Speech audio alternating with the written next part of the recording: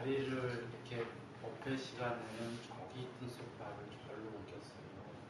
의자는요, 이유는 허리가 저처럼 좋으신 분은 이렇게 앉아 계시기가 과식이 불편하신 분은 저기 편히가 앉으시면 돼요.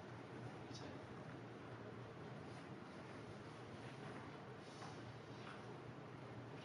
오늘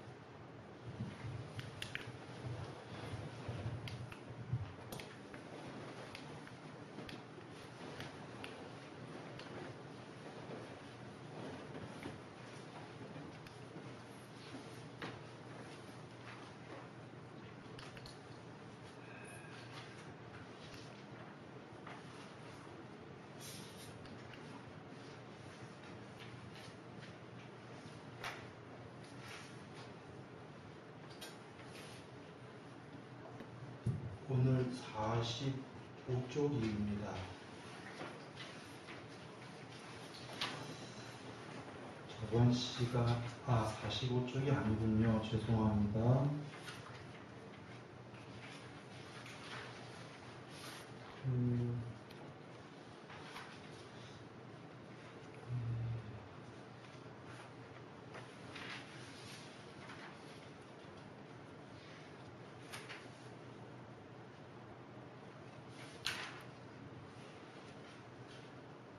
14장입니다. 저번 시간에 14장 조금 하긴 했는데요.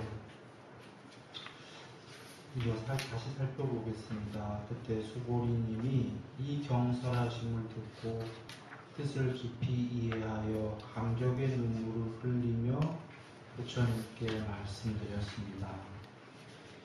경이롭습니다. 세존이시여, 제가 지금까지 얻은 해안으로는 이와 같이 깊이 있는 법문을 설하심을 들은 적이 없습니다. 부처님께서는 빼라고 얘기 드렸습니다. 한자본에도 없고 산스크리트어본에도 없는데요. 부처님께서 이렇게 깊은 법을 설한 적이 없다가 아니고요. 여적 세상에서 그 누구에게도 부처님 빼고는 그런 얘기죠.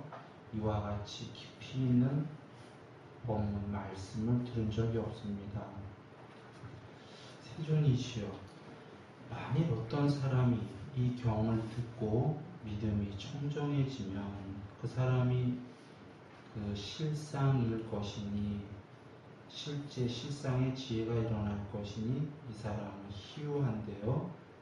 실상은 안실상이기 때문에 실상이라고 하셨습니다.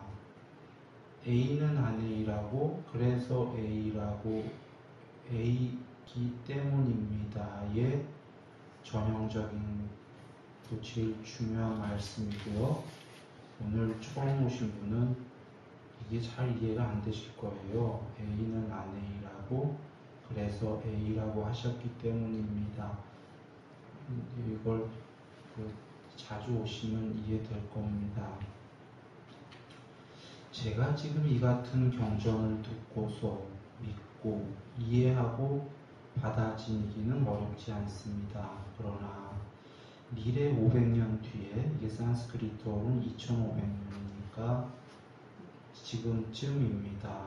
2500년 뒤에 어떤 중생이 이 경전을 듣고 믿고 이해하고 받아들인다면 이 사람은 가장 경이로울 것입니다. 아이고, 왜냐하면 이 사람은 무아상, 무인상, 무중생상, 무수자상이기 때문입니다. 그렇게 나왔고요. 그런데 또 소이자하오, 또 왜냐하면 이렇게 나옵니다. 그것은 무슨 까닭인가? 아상이 즉시 곧 오직 참으로 비상입니다. 산스크리트는 그렇게 나왔죠. 아상은 참으로 오직 비상일 뿐입니다.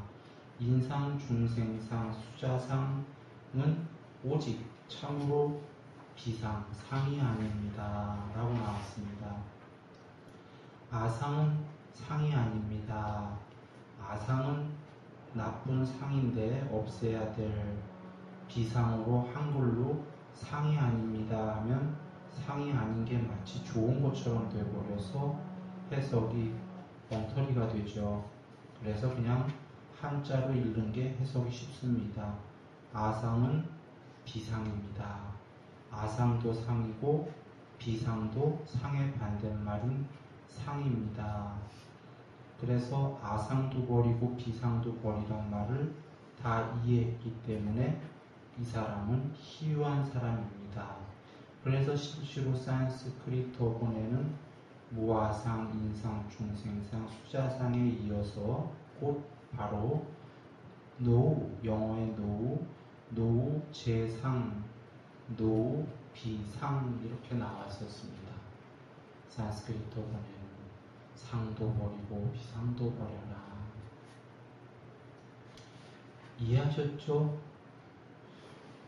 그런데요, 여러분이 이해하신 거는 정말 희유하신 거예요. 왜냐하면요, 지구에서 여러분 금강경 해석본 봐보세요. 지금 여기 이것이 어디서 나온 건지 아실 건데 이 경에도 맨 앞에가 비상이 좋은 거로 나와요. 상을 상한인 거로 본다면 즉시로 열애를 본다 이런 식으로 비상을 상한인 거로 여지껏 다 100이면 100 지구상에 있는 해석본 뒤져보시면 다 좋은 거로 나와 있어요. 상한인 게. 그러면 지금 이런 부분들은 해석이 안 되는 거예요. 보면은 그때 관념이라고 의역한 건 좋은데요. 상이 상한인 까닭입니다. 그냥 이렇게 한 거죠.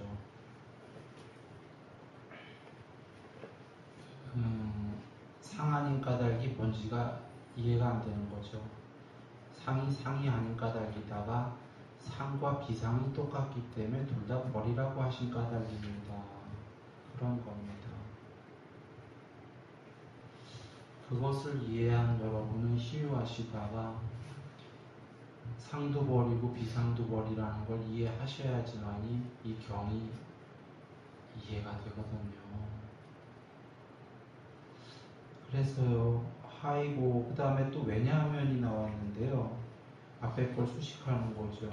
일체의 모든 상을 떠난 분이 이름하여 부처님이기 때문입니다. 일체의 모든 상을 떠난 것이 여적은 상만 떠난 건 줄로 알고 있었어요. 그러나 여러분은 모든 상을 떠나라가 이제 무슨 말씀인지 아시죠? 상과 상 아닌 것 다 상이니까 모두 떠나라. 그런 얘기입니다. 여시 그렇고 그렇도다. 만일 어떤 사람이 이 경을 듣고도 불경, 불포, 불회하면 놀라지 않는다면 이 사람은 매우 경이로운 줄 알아야 한다. 왜냐하면 왜 놀라지 않으면 희유하냐면요. 열애는 최고의 바람일이 아니라고 살아였다. 그래서 최고의 바람이라고 하셨기 때문이다. 이게 왜냐하면이에요. 이 말씀을 듣고도 놀라지 않으면 그 사람은 희유하다가 놀라야 마땅하거든요. 왜냐하면 최고의 바람일이 아니다라고 하셨기 때문이에요. 놀라거나요, 부처님을 비웃어야 이게 범부예요. 서양의 유명한 철학자가 실제로 비웃었어요. 부처님을. 불가지론자. 노숙론자 이랬단 말이에요. 이해할 수가 없잖아요. 서양 철학자. 최고의 바람이란 보세요. 서양이 합리주의라는 거잖아요. 합리주의는 똑똑 떨어져야 돼요. 물에 물 탄 듯 술에 술 탄 듯 하면 안 되고요. 이게 맞든지 반대가 맞든지 둘 중에 하나가 똑 떨어져야 합리적인 거거든요. 그런데 한번 보시죠. 책에서 모든 책은 이래요. 오른쪽 길이 맞습니다. 어떤 책은 아니요, 반대, 이게 옳습니다. 어떤 책은 아니에요, 이게 옳아요, 위로 가는 게. 어떤 책은 아니에요, 이게 옳아요 하고 거기에 합당한 이유를 책 전체에 나열을 하죠. 그럴듯하고. 그러면 우리는 책을 볼 때에는 그럴듯해요. 옳은 길이 맞구나. 이야, 이 사람은 이런 관점이네, 이 길이 맞네. 그런데 책을 가만히 덮고 나잖아요. 그러면 4분의 1 의견에 불과해요. 쪼가리 의견에. 어느 쪽을 얘기해도. 그런데 부처님은 여기서 그 모든 견해를 다 놔야지만 궁극이 된다고 하셨잖아요. 이게 오히려 위없는 법이죠. 최고의 바람일과 안 최고의 바람일은 똑같은 거다. 그래서 나는 최고의 바람일도 버리고 안 최고의 바람일도 버리라고 하였다. 그걸 다 버렸을 때에 진짜 최고가 된다. 이러시는 거거든요. 이게 맞잖아요. 전에 욕계, 색계, 비색계로 얘기했을 때에는 욕계의 존재들이 있고 색계의 신들의 존재들이 있고 비색계의 더 높은 신들의 존재가 있는데, 욕계가 맞다고 하고 욕계를 쫓아가는 사람들이 세 가지 세계 중에 욕계에 태어나는 거거든요. 색계의 신들을 집착하고 되고자 부단히 노력해서 청정하게 살게 되면은 색계의 신이 되거든요. 그런데 3분의 1 중에 세 세계 중에 하나의 쪼가리에 사는 거죠. 부단히 노력해서 비색계에 가고자 해서 그 노력을 완성하면 비색계에 살게 되는데 3분의 1 중에 쪼가리에 사는 거거든요. 그런데 부처님 그 쪼가리들을 다 버리면 아무것도 없는 단멸이 아니라 그 세 세계의 전체자로 편지해버린다고 보신 거거든요. 논리로 한번 생각해 보세요. 세 세계를 다 버리면 두 가지만 벌어질 수 있어요. 하나는 궁극에 아무것도 없는 거라면 세 세계를 다 버렸으니까 단멸이 되어버려요. 아무것도 없다. 끝이다. 그냥 허무하게 되는 거죠. 궁극에 뭐가 있다라면 세 세계를 다 버리게 되면 세 세계 전체에 편지하지 않겠어요? 이게 기독교식으로 좀 쉽게 설명을 드리면 겨자씨 안에도 거하고 우주 너머까지 거하신다, 이런 의미가 되는 거예요. 무소부재라는 의미죠. 사실은 우주 너머까지 전체 다 얘기하면 끝인데 겨자씨 안에도 거한다 이런 얘기를 하는 이유는 없는 곳이 없다 이런 얘기잖아요. 이게 편재의 의미거든요. 즉 윤회는 왜 윤회하냐면 우리가 쪼가리 세계를 잡기 때문에 그 세계로 자꾸 윤회하는 게 윤회거든요. 그리고 문제는 쪼가리들은 괴로울 수밖에 없거든요.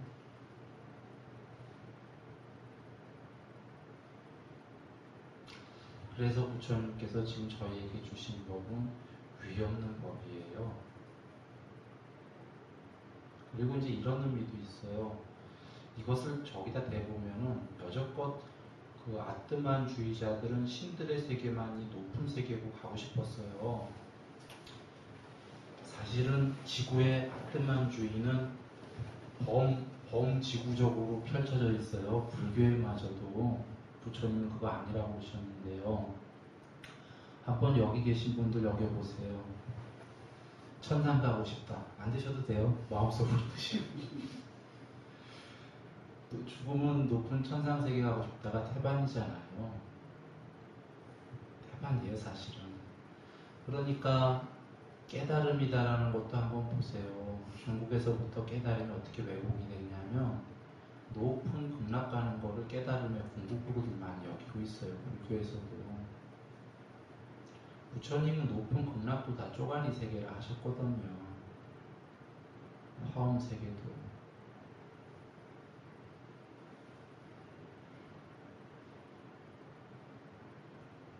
왜냐하면 얘기 쉬워요. 눈에 보이는 상이 있는 세계는 전부 다 아무리 극락이라도 쪼가리 세계라고 하셨어요. 궁극에는 뭐라고 하셨냐면, 궁극에는 열반은 태양도 없고 달도 없고 별도 없고 지수와 풍 없다 이러셨어요. 이게 죽음은 끝인 단멸이 아니라 궁극에 완전히 편재하긴 하는데 형체가 없다는 거예요. 그 세계에는. 오직 보세요. 비색계만 하더라도 순수 의식의 동료들이 있는 세계잖아요.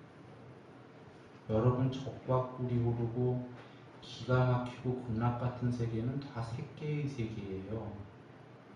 그거보다 밑에 욕계든지 비색계만 해도 해탈이 아닌데도 불구하고 그 세계마저도 아무것도 없어요.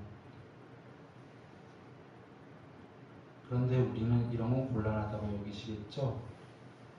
뭔가 있어서 오용락을 즐겨야 되니까.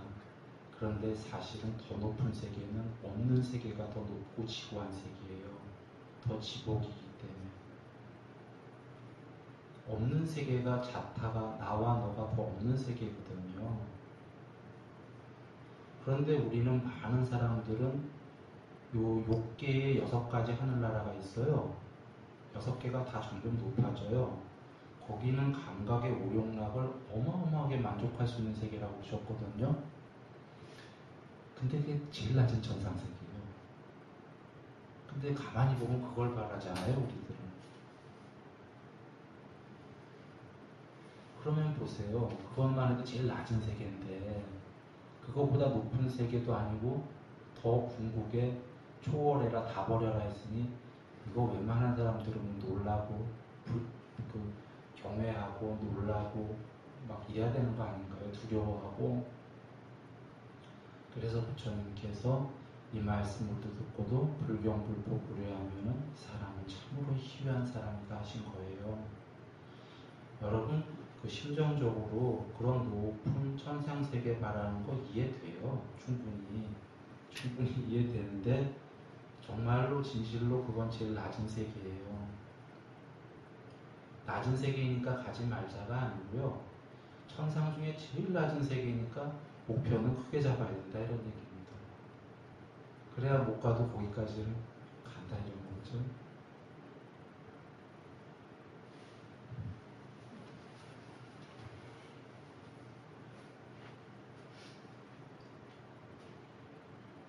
왜냐하면 그 세계를 붙잡아서 그 낮은 세계의 천상만 해도 가려고 해도요. 사실은 보시면 거기 가려고 해도 견해를 많이 없애야 갈 수 있거든요. 견해를 많이 없애야 다툼이 없잖아요. 행복하고. 그래야 갈 수 있는 세계거든요. 수보리여 인욕바람이를 열에는 비인욕바람이라고 설하였다. 산스크리트어에는 인욕바람일은 참으로 오직 비인욕바람이다 하셨습니다. 이거 잘못 이해하면요. 저희는 다 이해했지만 마카파가 이해하면 이렇게 이해합니다. 인욕도 할 필요가 없구나. 참는 거와 안 참는 게 똑같은 거라고 하셨어. 부처님께서.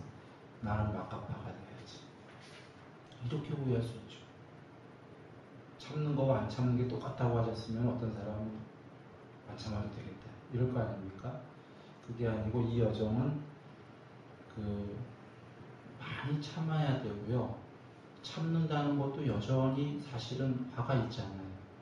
참는 거와 안 참는 게 똑같은 건 줄 알고 둘 다 초월해야 된다는 거죠. 비유컨대 전에 앞장에 서 있었지만 비법과 법을 초월하라고 계셨어요. 마카파는 이런단 말이에요. 실제로 이거는 제가 우스개로 좀 했지만 많은 이 불교인들이 중도라는 걸 부처님께서 선악을 초월하라고 했다 이 말씀만 자꾸 해요. 선이 될 생각은 안 하고 선악을 초월했다 이 말을 하는 그 안에 미묘한 뉘앙스를 생각해 보세요. 부처님은 악에서 분명히 선으로 먼저 가라고 했어요. 비법에서 법으로 법을 열심히 닦은 다음에 마지막에 법마저도 궁극이 아니라 수단이니까 법을 뗏목처럼 버려라 하신 거잖아요. 분명히 과정이 있잖아요. 비법에서 법으로 가고 법마저 버려라. 악에서 선으로 갔다가 선이라는 것도 여전히 악과의 조건적 관계잖아요. 선마저 버려서 이름할 수 없는 지선이 되라 이런 얘기거든요. 이런 과정을 근데 얘기 안 하고 선악을 버려라. 바로 이러면 막가파들은 거봐 선도 버리겠잖아. 이렇게 된다고요 진짜로. 그래서 부처님께서는 초기 경전에서 분명히요 선악을 버려라는 말씀 대신에 위대한 분들은 직역을 해야 하잖아요. 엄청난 분들이에요. 거룩한 분은 하지 말아야 될 악과 해야만 할 선을 모두 초월해라 이러셨단 말이에요. 하지 말아야 될 악과 해야만 될 선을 모두 초월해서 해탈해라. 이런 명확하잖아요. 그냥 두 개가 똑같은 레벨에 있지 않아요. 선하고 초월해라가 아니라 하지 말아야 될 악과 해야만 될 선을 초월해서 해탈해라. 이렇게 말씀하셨거든요. 그래 인욕바라밀은 참으로 오직 이꼬르 비인욕바라밀이라고 설하셨다. 왜냐하면 수보리여 내가 옛적에 가리왕에게 온몸을 마디마디 잘렸을 때 나에게 자아가 있다는 관념은 아니라고 얘기 드렸습니다. 그 한자대로 아상이고 산스크리트어에도 아트만 삼냐라고 아상으로 나왔는데 그 나에게 아상과 인상, 중생상, 수자상이 없었기 때문이다 라고 되어 있는데요. 이게 지금 앞에 왜냐하면이라고 되어 있어요. 수식이 되어 있는데 인욕바라밀 이꼬르 비인욕바라밀이다. 왜냐하면 그때 아상, 인상, 중생상, 수자상이 없었다. 언뜻 말이 안 이어지죠. 이 뜻을 모르면. 이어지는 이유가 인욕 이꼬르 비인욕이라는 게 그때 아인, 중생, 수자상이 없었다라는 거는 아인, 중생, 수자상만 없었던 게 아니라 비아상, 비인상, 비중생상, 비수자상, 아상의 반대말인 그것도 없었다는 거예요. 이 꼬르기 때문에. 그래서 산스크리트어에는 바로 이어서 또 나옵니다. 그때에 그러니까 무아상, 무인상, 무중생상, 무수자상 나온 다음에 노상, 노비상 이렇게 나옵니다. 산스크리트어에. 상도 역시 없었고 상 아닌 것 역시 없었다. 비상도. 이래서 이유가 인욕 이꼬르 비인욕이라는 거예요.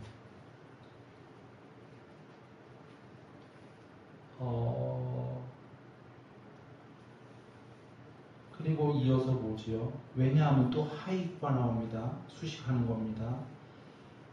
그 왕이 나를 갈기갈기 찌를 때 만약 나에게 아인 중생 수자상이 있었다면 응당 화를 내고 원한을 품었을 것이나 그렇지 않았다라는 거죠. 이게 왜 왜냐하면이 되죠? 바로 무슨 얘기냐면 내가 단순히 인욕한 거였다면은 무아상, 무인상이라는 건 단순히 인욕한 게 아니라는 겁니다.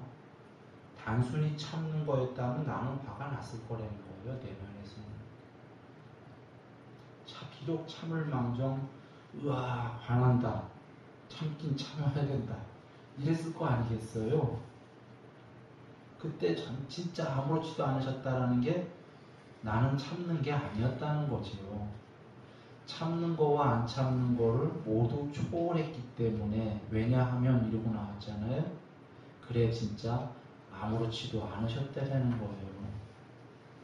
이것은 이런 거죠. 부처님께서 내가 그대들에게 비록 인욕바람을 하라고 하지만 어찌 인욕이겠는가. 나는 인욕이 아니다. 이런 거죠. 나는 인욕이 아니라 인욕과 비인욕을 모두 초월했다. 그래서 그대들 보고 인욕하라고 말한 것이다라는 거예요. 이것은 뭐냐, 부처님께서 경에 저번 시간에 얘기 드렸는데, 화를 참다 보면은 화는 머지않아 완전히 없어진다. 완전히 없어지는 날이 오지 않는다면은 나는 그대들에게 화를 참으라고 참아설하지 않는다. 화가 영원히 참아야 되는 건 부처님은 참으라고 안 하셨다라는 거예요. 영원히 참아야 된다면 궁극이 없다는 얘기가 되는 거예요. 아예 할 필요 없죠, 이건. 부처님께서는 분명히 참기만 하면 곧 머지않아 참는 게 아니라 화가 완전히 없어지는 날이 온다고 하셨습니다. 그래서 나는 그대들에게 참으라고 하였다. 이해되시죠? 그래서 인욕하라고 하셨지만 어찌 인욕이겠는가? 좋네. 인욕과 안인욕을 다 초월하는 거다라는 겁니다. 한번 보시죠. 조기경전에 부처님께서 화가 없는 사람은, 화가 참는 게 아니라 없는 사람은 쌍빠띠 브라흐마가, 그 사람이 지금 길을 걸으면 쌍빠띠 브라흐마가 내려와서 걷는 거예요. 그 사람이 아무데나 한 대에 누워서 길바닥에서 자도 쌍빠띠 브라흐마가 내려와 자는 거다 그랬어요. 쌍빠띠 브라흐마가 누구냐면요, 제석천왕입니다. 요 욕계에는 신들의 왕이고 욕계 우주에는 유일자예요. 그 신이 내려와 걷는 거라고 했는데 비유신데 사실은 살아서 이미 그 신 정도는 된 거다라는 겁니다. 화가 없으면.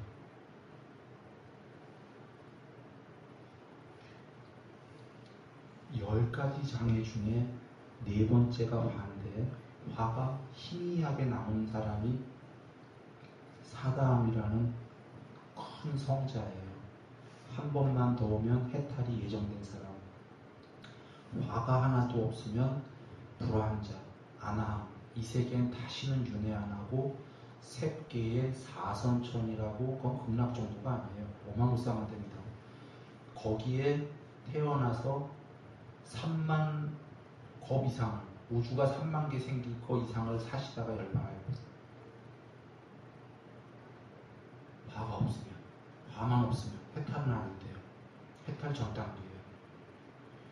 그러니 여러분, 화가 없으면요, 죽어서가 아니에요. 이 얘기는 죽어서가 아닙니다. 죽어서 지금 얘기 그 정도 드린 거고, 살아서가 쌍빠띠 브라흐마가 제석천왕, 위 없는 마음에 신이 내려와 있는 거랑 똑같다고 하셨어요. 그럼 한번 보세요. 이 마음 공부의 깨달음이 어렵다면 무척 어려운 건데요, 쉽다면 무척 쉬운 겁니다. 화만 안 내면은 이미 해탈보다 그 바로 밑에 단계는 된 건데, 이거 굉장히 쉬운 거 아닌가요? 화만 안 내면? 화만 없으면.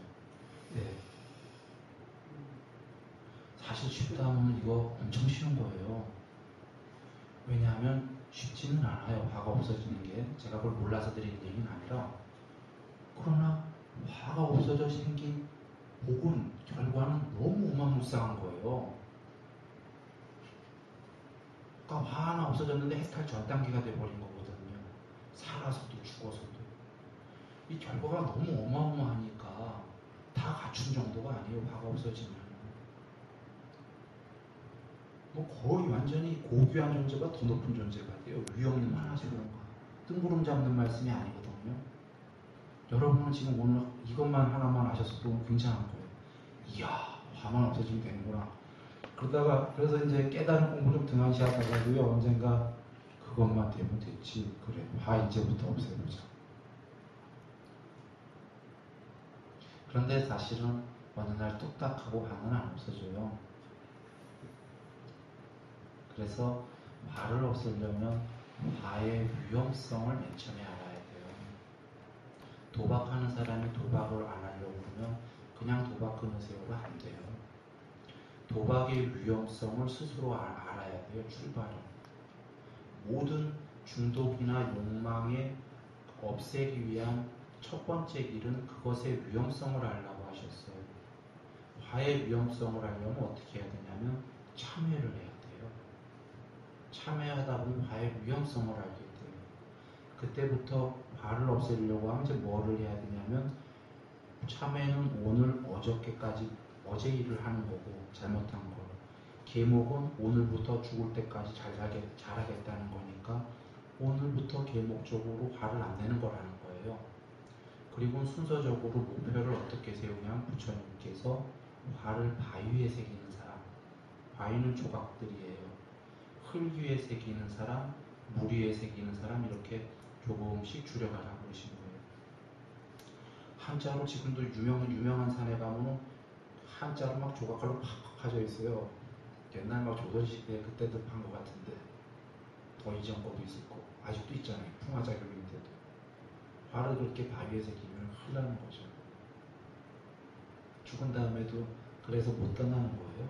화 많이 새긴 사람. 그러면 그게 중음신이 되는 거죠. 아귀. 귀신이다 이런 얘기입니다.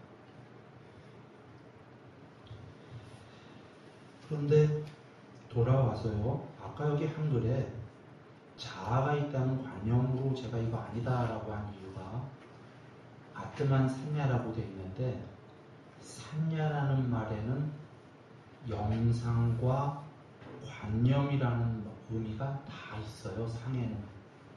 그래서 한글로 이렇게 관념으로 해석하면 안 되는 거예요. 그 한번 보시죠. 부처님께서 초기경전에서 맨 처음에 물질이 생기게 되면은 정신의 무더기로 물질에다가 맨 처음에 뭐부터 하냐면 이름부터 붙인다고 그랬어요. 애초에 이 사물에 이름부터 붙이겠죠. 그 다음에 언어가 생긴다고 그랬어요. 이름이 있은 다음에 언어가 붙이고 그리고 개념이 생긴다고 그랬어요. 이 개념은 뭐냐면 확장된 산야의 빡반자 산야의 헤아림이라고 했는데 그 애초엔 영상이 있고 영상에 이름을 붙이잖아요. 영상에다가 이름을 붙이고 영상에 언어가 생기면 개념을 확장시키는 거예요. 그 영상에 대해서. 애초엔 영상만 있었는데 개념이 막 확장이 되는 게 관념이거든요. 분별이. 그리고는 그 지식이 굉장히 거대해져 갖고 지혜까지 생긴다고 하셨어요. 거기까지가 돼야지만 이 마음 공부할 수 있다고 그러셨어요. 그러니까 강아지들이 마음 공부를 못하는 거는 그 친구도 생각이 있어요. 분명히 생각이 있어요. 근데 아직 그 친구도 사물에다 이름 붙이는 건 못하잖아요. 언어도 없고 아직 이렇게 생각이 짧다는 거죠. 이게 이름, 언어, 개념만 갖고도 안 되고 더 확장이 돼서 사유, 아까 철학자들 막 하듯이 이 정도가 돼야지 이제부터 종교 시작이에요. 그래서 지금 요 관념이다라는 건 아까 개념이 확장된 거에 속해요. 그래서 이 의역으로 이렇게 관념만 하게 되면은 이건 분별지만 얘기하는 거기 때문에 상의 아주 부분 집합이기 때문에 상 전체를 얘기할 수가 없어요. 그래서 그냥 아상 이렇게 하십시오. 원래 그게 직역이고요.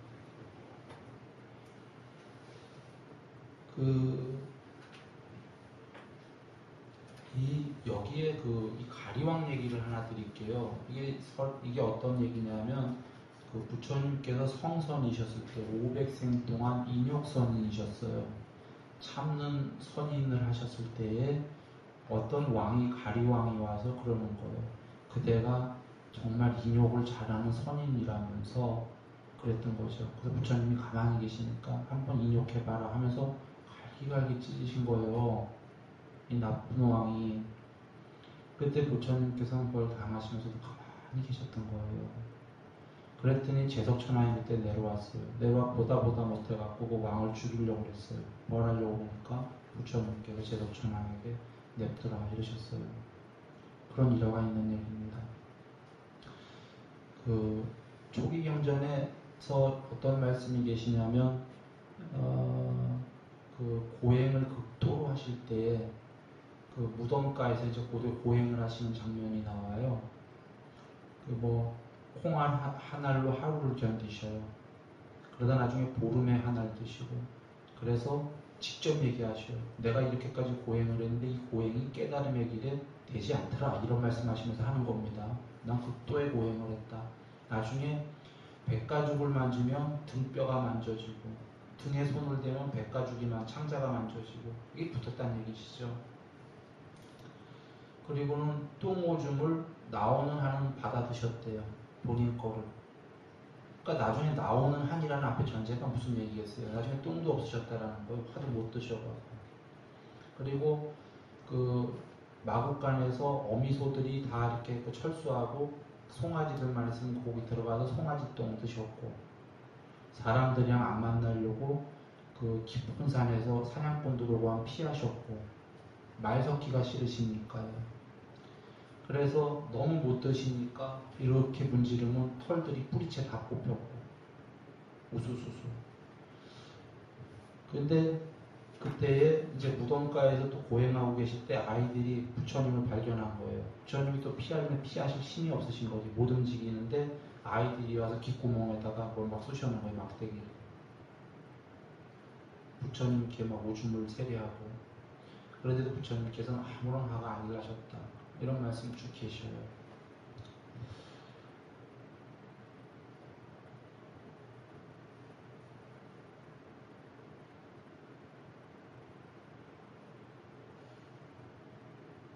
그러니까 어찌 보면은 그 기독교의 예수님이 십자가에 대속을 하셨지만 올라가서 순간적으로 짧게 부처님께서는 예정되어 오신 분이라고 스스로 말씀하셨는데 그 예정된 것을 거룩한 분을 이루시기 위해서 그 극도의 그 어떤 고통들은 대속 정도가 아니다 저는 이렇게 보여요. 잠깐의 대속 정도가 아니라 그 온 인류의 이익과 평화를 위해서라고 분명히 얘기하셨거든요. 온 우주 너머의 모든 신까지 포함한 모든 존재들의 이익과 평화를 위하여서 완성하시기 위해서 이 대속 정도가 아니라 어마무쌍한 대속을 하셨다. 이렇게 보여지기도 합니다.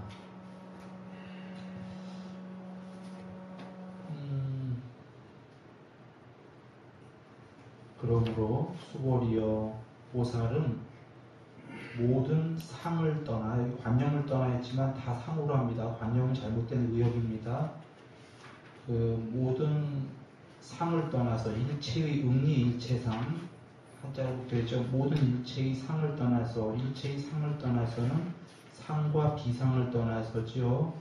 그래서 그 발 안유 따라 삼막삼보리심, 무상 정편 정각, 위없는 궁극의 정각의 마음을 일으켜야 되는데 어떻게 일으키냐면요.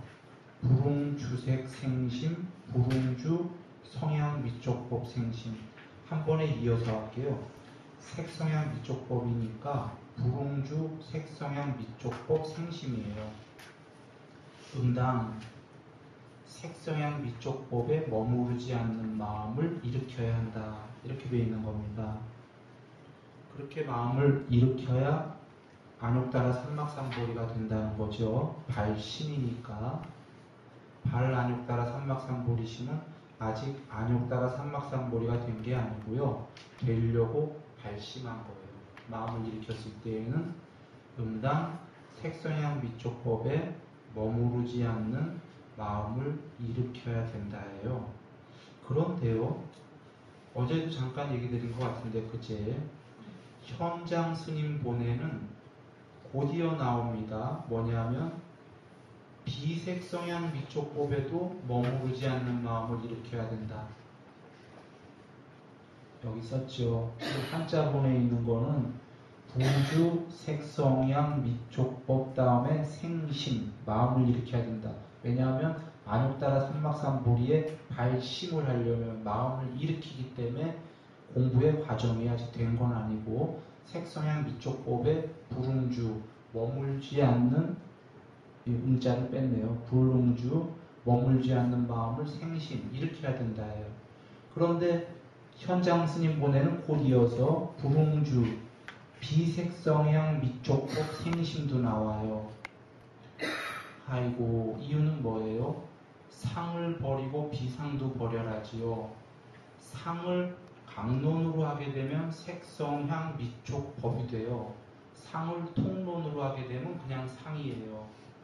즉 저에게는 앞에 응리 일체 재상 모든 상을 떠나라 통론으로 얘기했고 모든 상을 떠나는 게 뭐냐면 강론으로 색성향 미촉법을 떠나는 거예요 라고 얘기하는 거예요.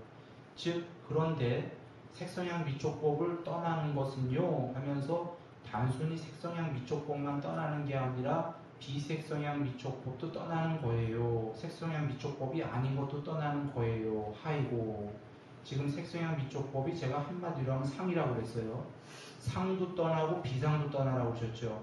비상이 비색성향 미촉법. 그렇죠. 그런데 산스크리트어본에는 또 어떻게 되어 있습니까? 그 다음 하나 더 나갔습니다. 여기 한번 보시죠. 이제 불응주, 불응비주.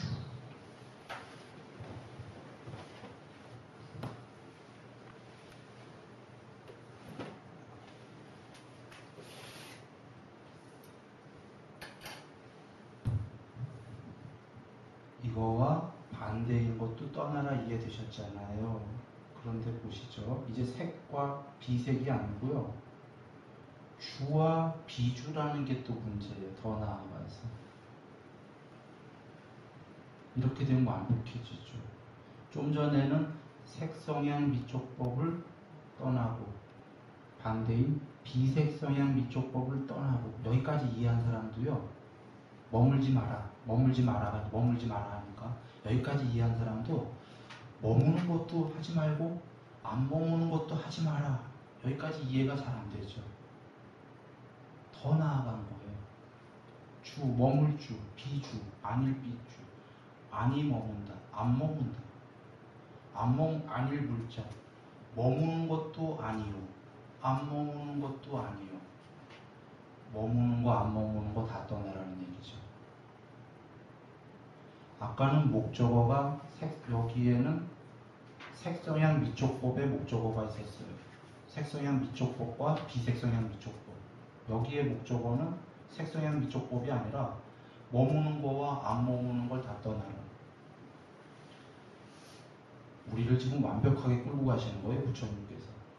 진실로 A와 반대의 안 A를 다 떠나라고 다 끌고 가시는 거예요. 제가 우스개 비유 듣게요. 죄송해요, 부처님께. 이런 비유는 안 되는데 여러분 이해를 돕기 쉽게 위해서. 나는 밥을 먹었다. 그럼 맨 처음에 먹었다 해서 나는 밥을 안 먹었다. 뒤에 먹었다, 안 먹었다. 나는 밥을 먹었다. 나는 안 밥을 먹었다. 밥 아닌 걸 먹었다. 나는 밥을 먹었다. 안 나는 밥을 먹었다. 너는 밥을 먹었다. 나 빼고는 다 밥을 먹었다. 이거 다 떠내는 말씀입니다. 그러니까 맨 처음에 우리는 이렇게 생각하는 거죠. 나는 밥을 먹었다. 나는 밥을 안 먹었다 하니까 부처님은 먹었다 안 먹었다만 떠나라고 하시는 모양이구나. 두 개를 떠나라는 게. 그런데 나는 밥을 먹었다. 나는 안 밥을 먹었다 하니까 이번엔 밥과 밥 아닌 걸 떠나라나 보다. 그랬는데 나는 안 나는 하니까 나와 너를 다 떠나라 보다. 진정으로 A와 안 A를 다 초월해라 이런 말씀인 겁니다. 이쪽과 저쪽 다 초월해라 그런 말씀인 거죠. 끝까지. 왜냐하면 왜 이렇게까지 나오냐면요. 실제로 어떤 사람은 이거 없으면 색성향 미촉법에 머무르지 마라, 비색성향 미촉법에 머무르지 마라까지만 이해해서 거기에 머무르지만 않으면 된다고 생각해요. 두 개. 그런데 더 가본 사유가 머무르지 마라가 아니라 머무르지 마라와 안 머물러라도 둘 다 초월해라까지 가야지 사유가 맞는 거죠. 그게 진짜 안 머무르는, 그것이 머무름을 초월한 거죠.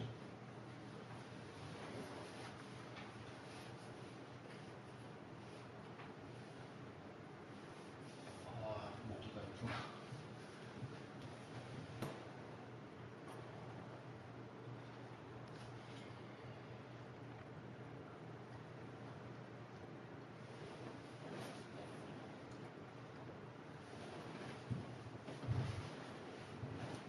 그래서 여기까지 가면은 부처님께서 진정으로 어디에도 머무르지 말라는 말씀이시구나. 머무름 안 머무름 다 정말 단어로만 머무르지 말라고 쓰셨지 이 말씀은 다 초월해라는 말씀이구나. 뭐가 됐건 이렇게 여기시면 되는 거죠. 한번 우리 논리적으로 생각해 보죠. 다 초월한 사람이 지옥 아니겠어요? 이거고 저거고 다 초월한 사람이 지옥 아니겠습니까? 그런데 자의로 초월해야 됩니다. 고진멸도에 나오듯이 즐겁고 기분 좋은 곳에서 가래를 소멸해야 된다. 라고 하셨어요. 무슨 얘기냐면 지옥에 있는 사람이 가래를 소멸하지 즐겁고 기분 좋은 곳 소멸하지 않으면 소멸하겠어요? 미친 사람. 그럴 거예요. 지옥에 있는 중생. 나 지금 괴로워 죽겠는데 내가 오로지 버티고 있는 이유가 이 지옥에서만 빠져나가면 왠가 즐겁고 기분 좋은 걸 해야 될 텐데 이 생각으로 버티고 있는데 누가 와서 즐겁고 기분 좋은 걸 하지 말래. 이럴 거죠. 거지가 거지랑 도 닦는 거지랑 다른 곳이요. 진짜 거지는 두려움을 버리세요. 즐겁고 기분 좋은 걸 버리세요. 이런 의미죠. 자의로 거지가 된 게 아니기 때문에요. 할 수 없이 됐기 때문에 즐겁고 기분 좋은 걸 지금 못해서 못하는 거지 막 지금 생각하고 있거든요. 도 닦는 거지. 비쿠가 거지란 뜻이에요. 실제로 걸식자. 스님이란 뜻이. 도 닦는 거지. 자의로 된 거거든요. 자의로 즐겁고 기분 좋은데 지금 즐겁고 기분 좋은 그곳에서 더 초월해 버리려고 자의로 된 거예요. 이 자의가 중요해요. 화 참는 것도. 자의로 참으면 아까 사한파티 브라마가 되는 거고 타의로 참으면 정신병원 가는 겁니다. 종교적으로 자기가 위험성을 알아서 참아야지라고 하면 정신적으로 승화가 되는데 그런 게 아니라 그냥 화를 참을 수밖에 없는 상황에 처해 있다. 이거 폭력이 되는 거거든요. 아이가 아버지로부터 매맞으면 폭력이 되는 거예요. 정신병원 가는 거예요. 교도소에서 교도관한테 죄수들이 매맞으면 폭력이 되는 거예요.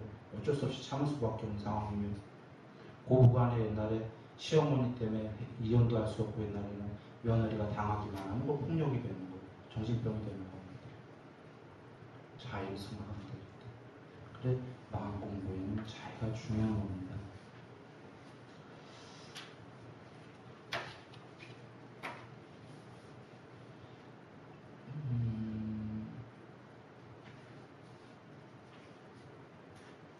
그래서요, 한번 한자 보시겠습니다. 불웅주 성향비촉법 생신 다음에 응생무소주심. 이 앞에 몇 장에서만 나왔는데 응무소주 이생기심이라고 하는 그 말이랑 같은 건데 아주 유명한 말이죠.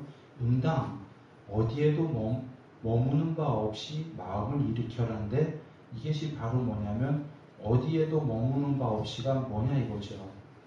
바로 나온 게 이게 답인데요. 이게 한자 본이 이래서 안 돼요. 산스크리트어 본에 거룩하신 분들은 너무나 거룩하기 때문에 집착 없이 사람들이 쓰는 관습적인 이 문장과 단어를 쓰실 때에 이루 말할 수 없이 정확하다 이렇게 보셔야 돼요. 초기 경전에서 부처님이 아예 딱 말씀을 하십니다. 내가 한 말의 문장을 토시를 바꾸지 마라. 그리고 내가 한 말의 문장을 앞뒤 문장을 바꾸지 마라. 그러면 내가 전한 바 뜻이 달라진다. 실제로 여기에 그 산스크리트에 예를 들면은 과거신 불가득, 미래신 불가득, 현재신 불가득이 순서인데 한자는 구마라 스님이 과거, 현재, 미래로 해놨어요. 그게 듣기 좋거든. 순서대로 과거, 현재, 미래. 근데 부처님은 과거, 미래, 현재거든요. 그래야 뜻이 돼요. 나중에 얘기 드리겠지만. 그러니까 멋대로 문장을 도치하면 안 돼요. 그러니 하물며 빼면 더 안 돼요. 하물며 의역을 하면 안 되죠. 안 되는 겁니다. 그러니까 여기에 지금 뭐가 나오냐면 뭐 물론 그렇겠죠. 하시는 분 입장에서 이런 건 별로 빼도 된다는데 응생 무소 주신 다음에 산스크리트어에는 그것은 무슨 이유에서인가가 나와요. because 왜냐하면 왜 그런가? 약심유주 주기비주기 때문이다 그런 겁니다. 응생무소주심이 언뜻 보면은 위에 색성향 미촉법과 비색성향 미촉법에도 머무르지 않는 마음을 일으켜라 하니까 어디에도 머무르지 않는 마음을 일으켜라 같지만 어디에도 여기 머무르지 않는이라는 건 머무름과 안 머무름에도 둘 다에도 머무르지 말라는 뜻으로 쓰인 거예요. 여기는 음생무소 주심. 그래서 그것은 무슨 이유에서인가 산스크리트가 바로 나오고 약심유주 주기비주라고 나오는 건데 약심유주 주기비주의 한자 직역이 뭐냐면요. 만약 마음에 머뭄이 있으면 즉 곧 위비주 머뭄이 아니다. 이 뜻이에요. 자, 한번 생각들 해보세요. 이게 해석이 되나요? 물론 이제 지금 제가 미리 다 해석을 했기 때문에 이해되실 것 수도 있는데 그래도 한번 다시 한번 생각해 보세요. 이 이해가 되시는지. 다시 한번 제가 직역을 합니다. 만약 마음에 머픔이 있으면 곧 안 머뭅니다. 머무는 것이 아니다. 이래서 이 대목들을 다 의역을 하고 있어요. 해석본들에서. 뭐냐면 마음에 머무는 건 분명히 안 좋은 거거든요. 앞에 머물지 말라고 했으니까. 근데 안 머무는 거, 머물지 않는 건 좋은 거거든요. 생각하기에. 그래서 머무는 게 안 머무는 거래? 그럼 이제 큰일 나잖아요. 머무는 건 나쁜 거. 안 머무는 건 좋은 거. 좋은 거 있고 나쁜 거래. 이거 어떻게 해야 되지? 그래서 의역들을 해요. 그런데 여자분이 공부한 분들은 다 알죠. 제가 미리 얘기했어요. 이게 머무는 곳 있고로 안 머무는 것이다 이런 겁니다. 산스크리트에서는 이렇게 되어 있어요. 머무는 것, 그것은 참으로 오직 안 머무는 것이니. 참으로 오직이라는 건 완전 이꼬르라는 얘기예요. 머무는 것, 그것은 안 머무는 것이니. 머무는 것 이꼬르 안 머무는 것이니. 이렇게 하면 이해되죠. 지금 그래서 앞에 무소주, 음생무소주심, 어디에도 머물지 마라. 어디에도 머물지 마라는 건 앞에 색성향 미촉법, 비색성향 미촉법뿐이 아니라 그 얘기뿐이 아니고요. 어디에도 머물지 마라는 건 바로 무슨 이유에서인가 머무는 곳 이꼬로 안 머무는 것이기 때문에 이 얘기는 어디에도 머물지 마라는 머무는 것도 머물지 말고 안 머무는 것도 머물지 말라는 얘기입니다.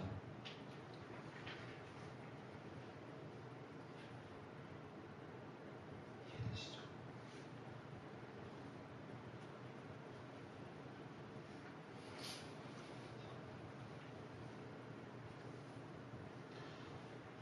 시고 불설보살 심부름주색고시.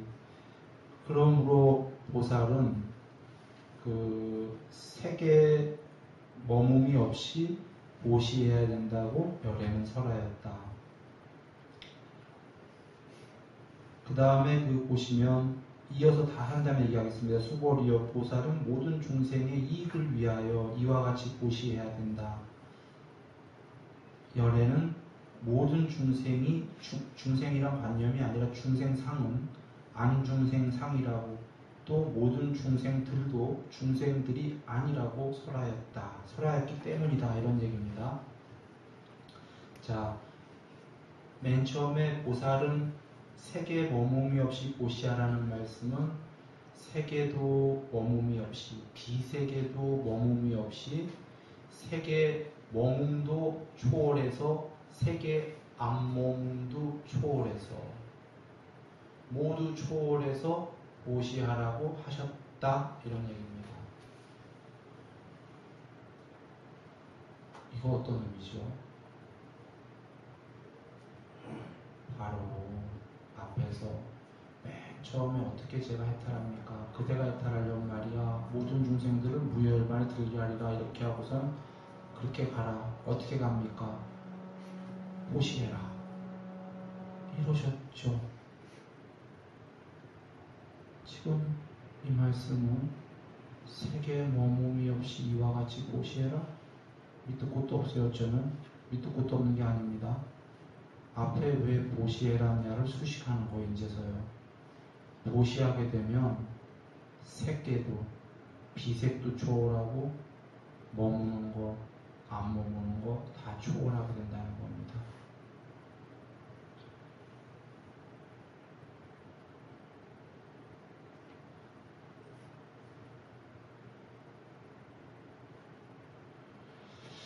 더 나아가기 전에 작은 얘기를 하나 드릴게요.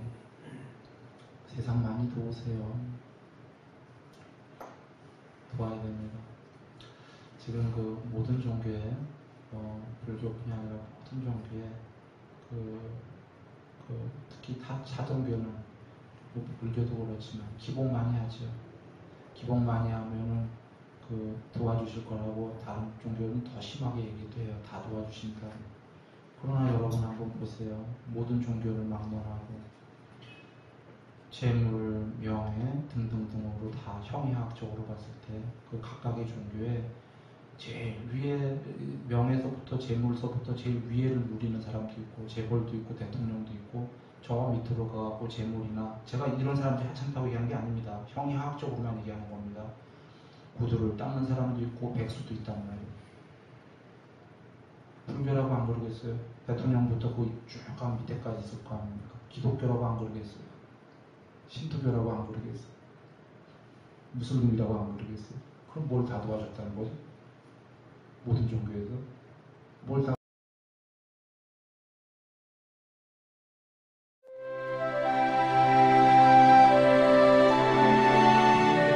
부처님께서 스승은 유명해져야 된다. 왜냐하면 공부가 높은데도 안 유명해지면 중생들은 공부를 모르기 때문에 안 한다 이런 얘기입니다. 그리고 공부된 노비구가 있어야 되고 공부가 덜 된 노비구가 있어야 되고 공부가 많이 된 중참비구 쭉 나오세요. 비쿠니. 공부가 많이 된 청신사, 공부가 안 된 청신사, 돈 많은 청신사, 돈 없는 청신사 골고루 다 있어야 된다. 왜냐하면 공부가 다 됐다면 부처님이 가르치실 이유가 없는 거예요. 전부 다 공부가 높은데. 그러면 보세요. 그때도 그랬고 뭐가 기복이 된다는 거지? 그러면 이렇게 생각하면 기복된다는 건 맹랑한 얘기 아닙니까? 백수도 있고 한데.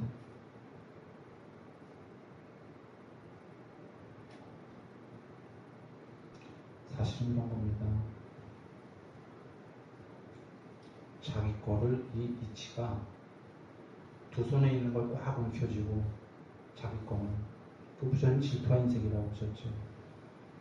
아이가 아버지에게 떼쓰듯이 달래니까요, 더 달래니까요. 이런 것도 들어진다고 어떤 종교에서는 얘기하대요.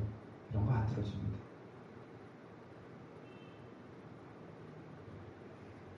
자기 손을 열어놔야지 들어져요.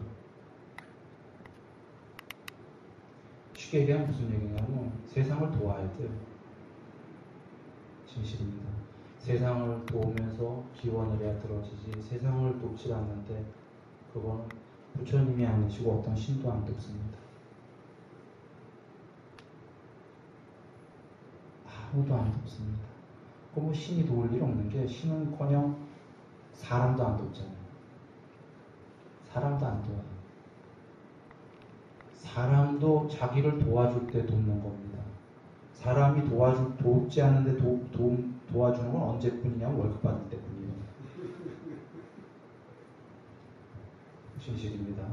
월급 받을 때 아니고 사람이 사람의 가슴을 울리지 않고는 뭔가 줬으니까 할 수 없이 일하는 거지. 도움을 안 줬는데 한번 여겨보세요. 누가 나에게 아무런 도움을 안 줬는데 내가 그 사람한테 도움 줄 수 있겠습니까? 사람도 안 돕는다. 그런데 신이 돕겠냐는 거죠. 같은 사람도 안 돕는다. 도움을 줘야 돼요, 주위에. 세상을 향해서 돕게 되면은 그 사람은 기원이 들어집니다. 이래서 아까 왜 각 종교에 이렇게 쭉 있는데 다들 왜 이렇게 각 종교에 빌면 다 돼야 되는데 왜 다들 이렇게 안 되고 이러냐? 다 꽉 쥐고 있기 때문에 꽉 쥐고. 두 손에 꽉 쥐고서는 덧대 쓰고 있어요.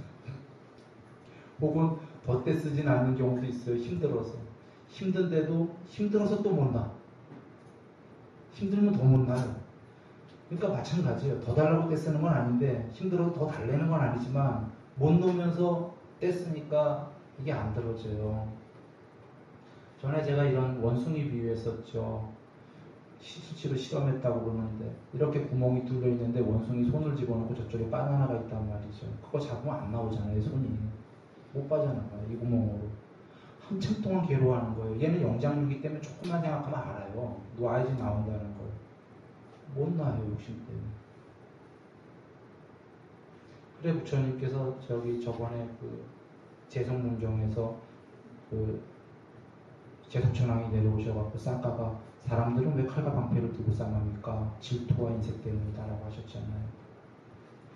인색의 동전의 양면이에요. 질투는 내 주위 사람이 잘되면 배 아프다. 인색은 내가 성취한 거는 꽉 잡고 절대 못 주겠다는 거거든요. 이렇게 되면 갈 때까지 가고 이제 칼과 방패를 들고 싸움한다 이러셨는데 경회 처음에 부처님께서 보시로 시작해라 이러신 말씀이 다 이런 이유인 겁니다. 보시가 안 하는 사람은 내 안에 갇혀있는 사람이에요. 나만 알고 나만 알기 때문에 어떠한 것도 사실 바래도 되지도 않고 인생을 내 안에 갇혀갖고 어렵게 살게 됩니다. 그래서 조금씩 습관을 들이라고 부처님 말씀하신 겁니다. 이럴 때에 그 형이하학적인 게 당연히 이루어지는 거고요. 기원도 형이상학적인 것도 사실은 이루어지는 거죠.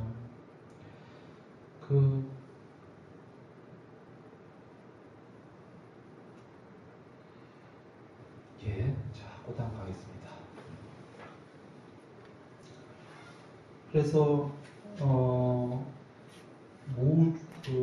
세계, 비세계, 머문과 안머문 전부 다 초월해서 베풀어야 된다, 도와야 된다. 물론 베푸는 것만은 아닙니다. 보시는 세 가지가 있다고 얘기드렸는데 위로는 공양, 같은 사람에게 나눔, 밑으로는 베품, 도움 이렇게 되는 겁니다. 열애는 모든 중생상이 안중생상이고 중생들도 안중생들이라고 하였다. 이제 이건 메타포예요. 중의적인 뜻이 있습니다. 하나는 원래 여기에 직역이죠.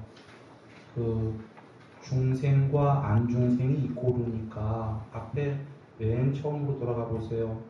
내가 해탈하려면 어떡하죠? 그대가 말이야 모든 중생들을 해탈시키는데 저 높은 비상비비상의 높은 신들마저 해탈시켜라 이러셨어요. 말로는 모순이죠. 나같이 낮은 존재가 지금 내가 해탈하려고 공부 중인데 저렇게 높은 신까지 내가 어떻게 해탈시킨단 말인가. 모순이었는데 그렇게 하라고 하셨었어요. 그 중생들이 높은 중생들은 비존재들이에요. 존재 비존재할 때 안중생에 속합니다. 중생만이 아니라 안중생 중생이 이꼬르니까 안중생들도 전부 다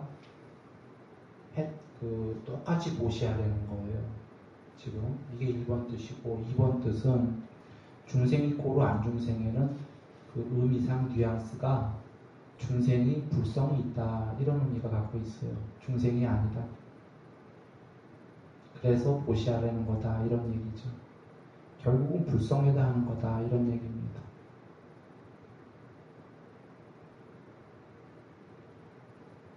아까 얘기 지나가는데 하나 얘기 드릴게요. 지금 보시 자꾸 나오니까. 좀 전에 세상을 도와라 제가 얘기했어요. 첫 번째. 돕다 보면은 부처님 뜻을 알게 돼요. 더 나아가 어떤 게 생기냐면 이 안에서 세상을 향해 기쁨과 행복을 주고 싶은 마음이 생겨요. 돈으로 돕고 행으로 돕는 게 아니라 그렇게 시작을 하는 거예요. 그렇게 시작을 하면은 곧 이어서 돈과 행동이 문제가 아니라 세상을 위해서 희생하고 싶은 마음이 대레사 수녀님 같은 마음이 생겨요. 그리고 세상을 향해서 더 크게 생기는 게 희생이라고 생각 안 하고 기쁨과 행복을 줘야겠다는 생각이 들어요. 그때부터 이 존재가 좀 큰 존재예요. 보셔요. 저번에도 얘기했지만 남편이 부인에게 기쁨과 행복을 안 주면은 부인은 남편에게 기쁨과 행복을 안 줍니다. 왜 사냐? 돈 벌어다 주니까 삽니다. 물론 처음에는 안 줘도요. 처음엔 사랑하고 이제 나중에 정이다 이런 얘기가 답에 나왔겠어요. 정으로 사는 거다. 기쁨과 행복을 안 줬는 데서 사는 게 사실 뭐라고 생각하세요? 거꾸로도 마찬가지. 부인이 남편에게 기쁨과 행복을 주지 않으면 기쁨과 행복을 남편이 주겠습니까? 서로 그냥 빠트하고 있는 거예요. 교환으로 기브앤테이크. 돈 갖다 주면은 집에 설거지 해주고 설거지 밥 먹여주니까 돈 벌어다 주고. 좀 극단적으로 얘기했습니다. 자식과 부모 간에도 마찬가지입니다. 자식은 아버지를 학교 보내주고 당연히 의무고 해야 될 용돈 주고 이렇게 생각하고, 자식 부모는 니네 자식이 왜 내 말 안 듣지. 근데 여기 보세요. 돈이나 이런 문제가 아니라 할아버지와 손자간에도 가족간에도 한번 그런가요? 이 세상의 사람이라는 우리들은 누가 나에게 기쁨과 행복을 주지 않는데 기쁨과 행복을 주고 싶은가요? 이걸 잘 여겨본다면, 내가 기쁨과 행복을 남에게 안 준다면 나는 과감하게 이 세상으로부터 기쁨과 행복을 받을 걸 포기해야 돼요. 포기하는 자가 오히려 옳은 자예요.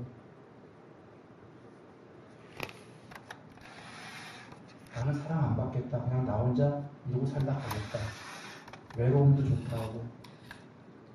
만약에 기쁨과 행복을 안 주는데 나는 받고 싶다라고 한다면은 그분은 더 괴로울 거예요.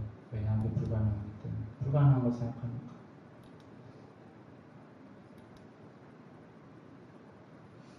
그걸 잘 여긴다면 지금 우리 돌아가서 가족에게 조금씩이라도 기쁨과 행복을 실천해야 됩니다. 절대로 안 주고는 그거는 받을 수가 없는 거예요. 직장에서도 마찬가지입니다. 그래서 아까 얘기 드린 게, 직장에서 사장이 월급 주고 뭐하면 기쁨과 행복을 안 주면 월급 때문에 되니까요. 했어 씨. 그뭐 마찬가지에 또 다른 사장님 입장에서도, 사장 입장에서도 직원이 또 기쁨과 행복을 줘야 되는 거 서로 간에. 그러니까 이게 세상에 그런 게 있어야지 이게 커지지. 이게 돈 문제가 아니에요. 이런 거 작은 얘기들이에요. 그런데 기쁨과 행복은 처음에 잘 주기가 쉽지가 않아요. 마음 공부가 많이 안 되면. 그래서 보시가 맨 처음에 행보시, 재물보시 쉬운 순서로 이렇게 부처님이 세상을 도와라 하신 게, 행이 제일 쉬워요. 돈보다도. 어떤 사람은 이럴 거예요. 돈이 더 쉬운 거지. 야, 시간 지금 힘들어 죽겠는데 벌써 3시간, 2시간 돈을 해결하자. 그렇지가 않아요. 돈 많은 사람은 또 돈 아까운 겁니다. 행이 제일 쉬운 거예요. 말이 더 쉽고요. 유익한 말을 주는 게. 그러니까 유익하고 착한 말로 상대를 주고, 그 다음에 행으로 도울 수 있으면 돕고, 이게 더 어려운 거고, 재물로 돕고, 세상을 돕고, 이렇게 한 사람은 이제 기쁨과 행복으로 도울 준비가 된 거예요.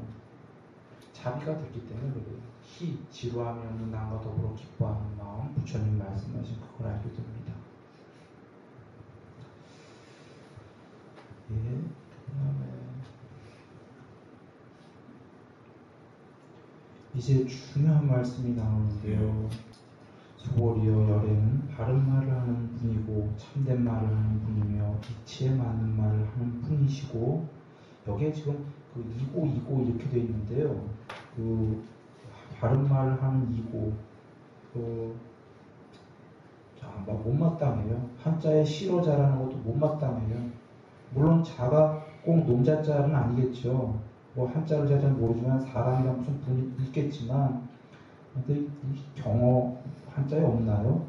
하여튼 저는 그렇게 하겠습니다. 열애는 바른 말을 하는 분이시고 참된 말을 하는 분이시고 이치에 맞는 말을 하는 분이시고 속임 없이 말씀하시는 분이시며 사실대로 말씀하시는 분이시다. 수보리여, 열애가 얻은 법에는, 이거 지금 무실무어고의 한자에 산스크리트에 노우 진실, 노우 거짓 이렇게 나왔어요. 노우 다르마, 노우 아다르마, 노우 법, 노우 비법, 노우 바바, 노우 아바바, 둘 다 버리라는 말씀이에요. 진실도 노우, 거짓도 노우. 한자로 하면 물론 무실무어인데 조금 뉘앙스가 달라요. 부처님 말씀은 물론 이제 진실도 없고 거짓도 없다는데, 그 전에 진실도 버리고 거짓도 버려라 해요. 진실로 깨달은 법이 이거다, 이런 말씀이에요. 이제 직격탄을 터뜨리시는 겁니다.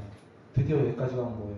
좀 전에 직격탄이, 그 전까지는 색성향 미촉법과 비색성향 미촉법을 둘 다 초월해라 정도였다면, 요거 바로 전에 이제 처음으로 몸과 안몸을 초월해라가 나오셨잖아요. 이제 그 전에 법도 버리고 비법도 버리고 직격탄이 나오시는 게, 법 버리고 비법 버린 거에 결과가 뭐냐? 진실도 없고 거짓도 없다는 겁니다. 여러분 이걸 앞에 다 이해하셨기 때문에 이해가 되는 거예요. 만약에 이 앞에가 없다가 이것만 뚜까닥 나오면 바로 서양 학자 유명한 철학자처럼 불가지론자. 부처님을 이렇게 잘못 평가하는 거죠. 이래도 흥 저래도 흥. 그렇지 않겠어요? 진실도 없고 거짓도 없다니. 그러나 여러분은 이해하셨을 거예요.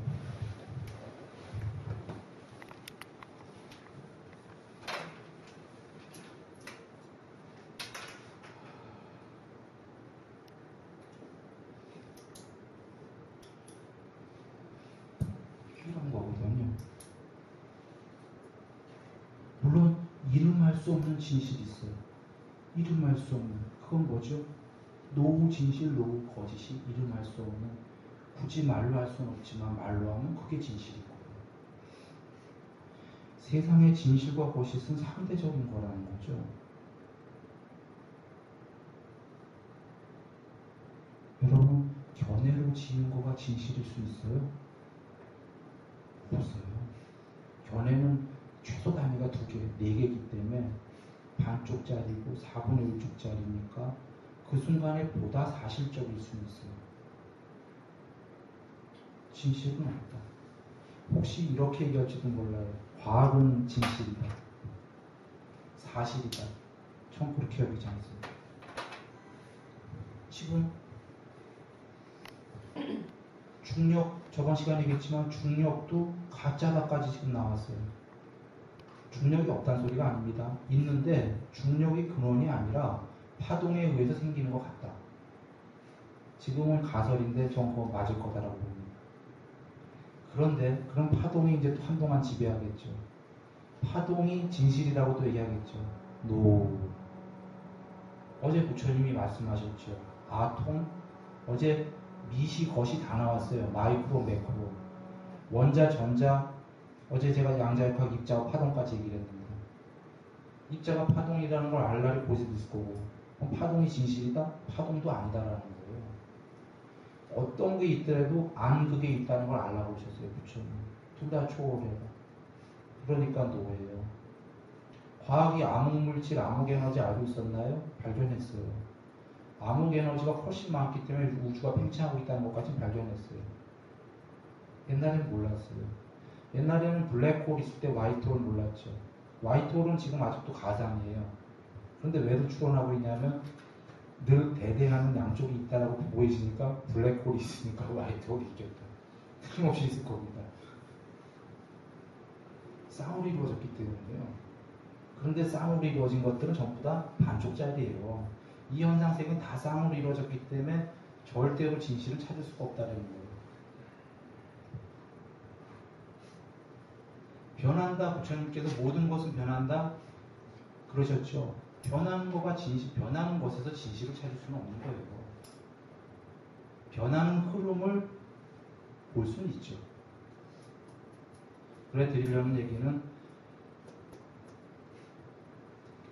굳이 진실이라고 이름할 수 없는 그것은 이걸 다 초월해야 되죠. 그러나 오해하지 마셔요. 아까 앞에서 얘기했듯이 거짓과 진실 중에 어느 쪽으로 가야 되죠? 진실로 가야 됩니다. 악에서 선으로 가야 되듯이 비법에서 법으로 가야 되듯이. 그런데 종국에는 이것도 초월해야 된다는 거죠.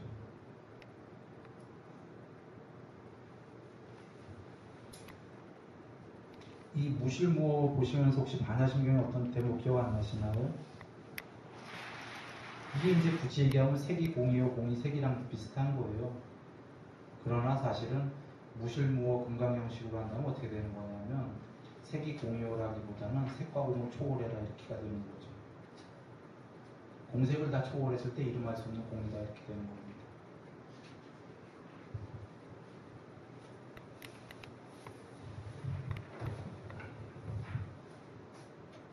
수보리여 보살이 대상에 집착하는 마음으로 보시하는 것은 마치 사람이 어둠 속에 들어가면 아무것도 볼 수 없는 것과 같고, 보살이 대상에 집착하지 않는 마음으로 보시하는 것은 마치 눈 있는 사람에게 햇빛이 밝게 비치는 갖가지 모양을 볼 수 있는 것과 같다.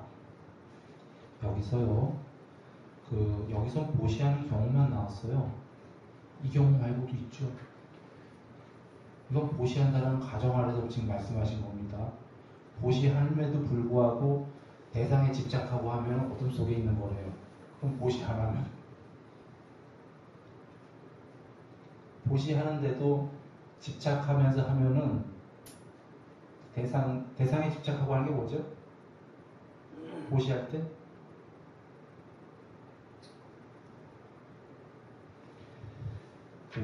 양평성론에서 이런 질문이 있었어요, 저한테. 어떤 분이 보시할 때 솔직히 마음속에서 이렇게 여러 가지 마음이 안 들 수가 없다라고 하셨어요. 무주상 보시가 어렵다고. 아주 깨끗하게 보시하기가 힘들다고. 그러니까 아마 거기에는 여러 말씀이 계셨을 거예요. 더 이상 안 하지만 유추가 되는 게 어떤 복을 바라면서 할 수도 있고, 혹은 아깝다 하면서 할 수도 있고, 그렇잖아요. 그런 게 대상에 집착하면서 하는 거예요. 아무 생각 없이 그냥 깨끗하게 해버리는 건 대상에 집착 없이 하는 거죠. 근데 그게 쉽지가 않다는 거죠. 그걸 질문하셨길래 마침 제가 그 전날 어떤 분이 얘기하셔갖고 구약에 있나 신약에 있나 저한테 물어봐갖고 11조? 그게 저도 몰라서 누구에게 또 물어봤죠. 성경을 많이 보시는. 그랬더니 그 부끄러우님이 찾아서 저를 줬어요. 구약 맨 뒤에 있더라고. 그런데 놀랐어요. 11조에 대해서 나오는데, 그러니까 그 10% 띄어서 기독해서 하는 거죠. 성경에 진짜 계시더라는 거예요. 근데 딱 10%는 아니더라고, 정확하게. 계산법이 복잡해요. 제사장한테 먼저 10% 띄고, 2% 띄고, 98% 남은 것 중에 9.8%, 10%니까 그걸 레위인한테 주고, 레위인도 뭐 이렇게 서로 막 이래요. 복잡한데, 드리려는 얘기는 하나님께서 나를 테스팅하면은 벌 받는다 이런 얘기를 하시고, 나를 테스팅하지 마, 나를 시험하지 마. 그런데 11조에 관해서 나를 시험하는 것은 이해한다라고 하셨어요. 성경. 놀랐습니다, 저는. 성경에 계신 말씀. 야, 그래서 신들은 장난 아닌 거예요. 다른 거로는 절대 나를 시험하지 말라고 하셨어요. 나를 시험하면 냅두지 않는다. 나는 시험받는 대상이 아니다 이거죠, 하나님. 그런데 11조 갖고 나를 시험하는 것은 이해한다 하셨어요.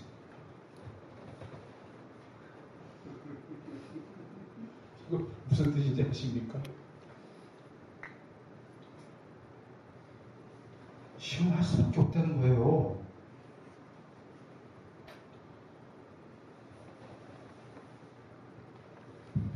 (11조) 10% 뛰라고 그러면 못한다 이겁니다. 하나님 믿사옵니다 기원하는데도 막상 11조 얘기 나오면 못하겠는데.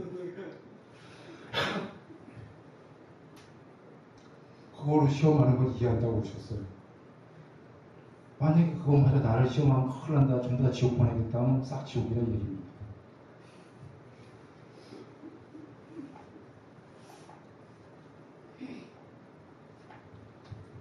그래, 그분한테 그 얘기를 드린 게, 성경에도 오죽하면 하나님이 이렇게 얘기하셨겠냐. 그러니까 그 마음 충분히 이해 간다 그랬어요. 충분히 이해 간다. 그 누구나가 대다수가 이렇게 대상에 집착을 하고 할 수밖에 없는 거죠. 그래서 그분한테 그렇게 얘기했어요. 이해는 하고, 그러나 예수님대로 대상에 집착 없이 깨끗하게 하는 게 좋으니까 부담 안 가는 거로 시작을 해서 세상을 돕는 게 좋겠다 이런 얘기를 했어요. 제가 성권이 이렇게 가서 어디 할 때도 일부러 그 습관을 들이는데 부담 없는 거로 하게 그 아이가 마음에서 습관을 들여주고 있거든요. 그 습관을 들이는 이유는 적응하는 습관은 똑같은 거예요.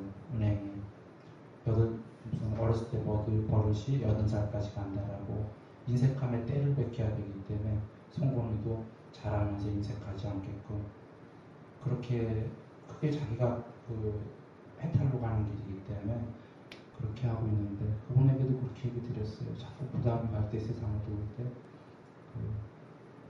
부담 안 가는 걸 쉽게 시작하라.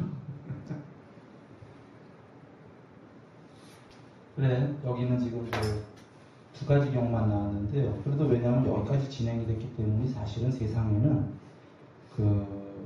대상에 집착하고 보시하는 거가 아니라 아예 집착 이공 뭐고 보시 안 하는 게 더 많죠. 아까 그 인색감의 때다. 지금은 그 경우는 없어요.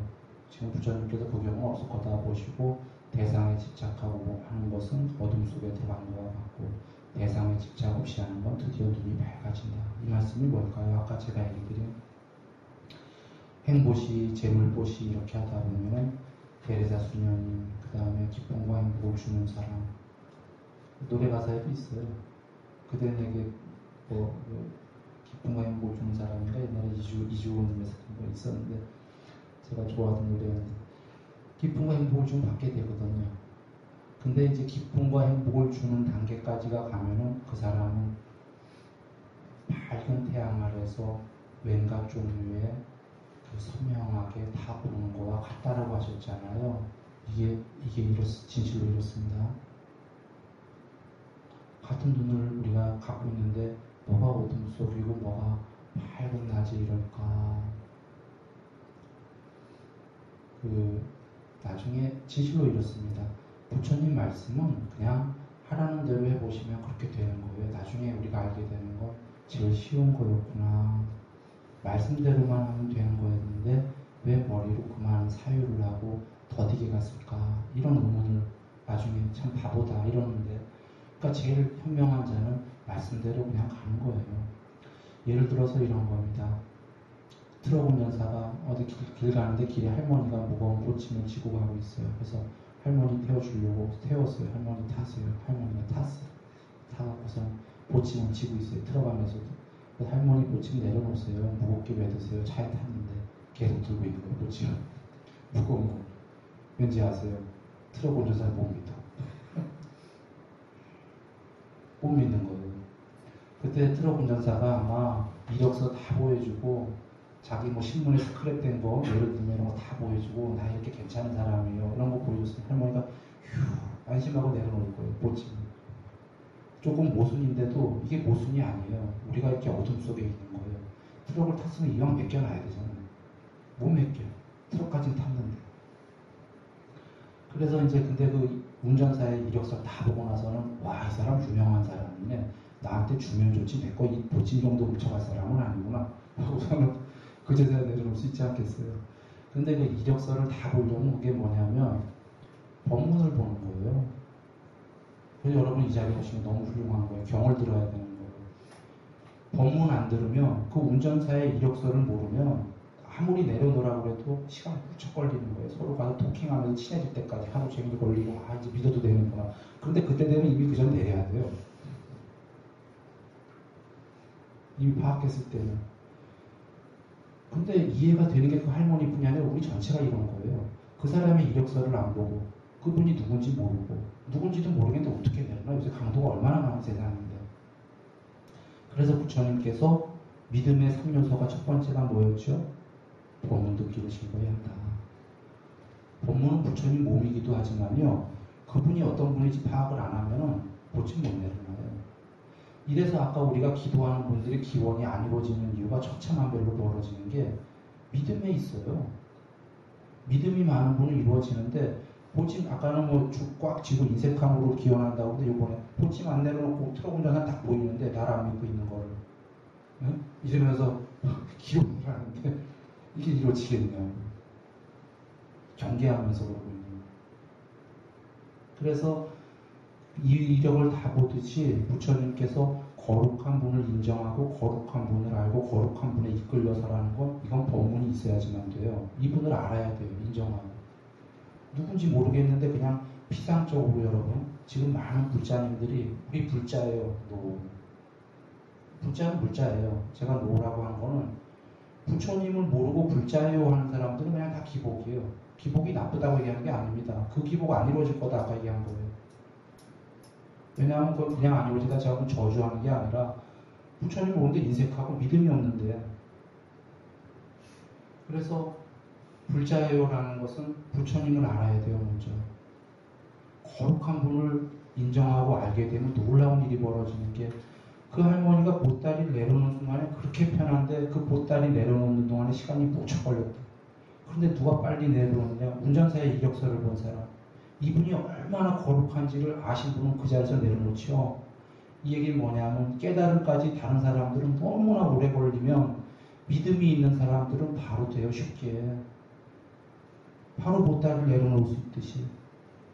그 전까지 나중에 알게 되는 거예요. 공부가 많이 되면 이런 바보, 나는 바보였어. 이분을 아는 게 먼저 중요했었는데 알고서는 그 자리에서 보따리를 내려놓을 수 있었는데 괜히 수고스럽게 나 혼자 치부하고 이렇게 되는 겁니다. 그래서 그런 의미에서 계속 여러분 법문 듣기를 즐거이 해야 된다. 첫 번째 얘기했고 그 다음에 부처님이 믿음의 두 번째 요소가 뭐였죠? 좋은 도반들을 가까이 한다. 그게 왜 그러냐면 법문 듣기를 즐거이 하고서는 좋은 도반들을 가까이 하면 더 신심이 생겨요. 훌륭하거든. 부처님 말씀대로 따라가는 자녀들이거든. 야 이거 봐라 진짜 이렇게 공부되네. 중요한 거죠. 두 번째. 세 번째가 뭐였죠? 보시를 아낌없이 한다. 그것이 아까 얘기 드린 세상을 도와라요. 인색함에 때를 베끼고 보시를 해고서 그 다음에 비등부로부터 환희가 생긴다고 한 게 그 다음부터 세상 일이 형이학, 형이상학이 다 잘 되는 거예요. 그제서야 믿음이 갖춰진 거기 때문에 아까 식으로 얘기하면 자기 주머니 걸 꽉 쥐고서는 뭔가 부처님께 도와주세요. 도와줄 리가 없다는 거죠. 세상을 도와야지만 도와진다. 그때부터 환희가 생긴다고 그랬죠. 믿음이 생기면 3요소가 환희가 생기면 그게 뭐냐면 기쁨과 행복이 넘쳐요. 그때 알아요. 이런 바보, 나는 바보다. 부처님 말씀하신 거 그냥 바로 어저께 다 해버렸으면 오늘 기쁨과 행복이 있었는데 10년 있다 한단 말이야. 늦었지. 보따리 내려놓으면 되는 거예요. 그래서 기쁨과 행복이 넘치면 바로 더욱더 기쁨과 행복을 나눠주고 싶어요. 자기가 넘치니까. 이게 참 뭐라고 그러죠? 부익부 빈익빈? 나눠주니까 더 낫다고 자꾸 그러잖아. 이게 안으로 움켜두니까 땄다고 그래 반대말이야. 근데 뭐 계속 뭐가 이렇게 움츠러들게 돼요.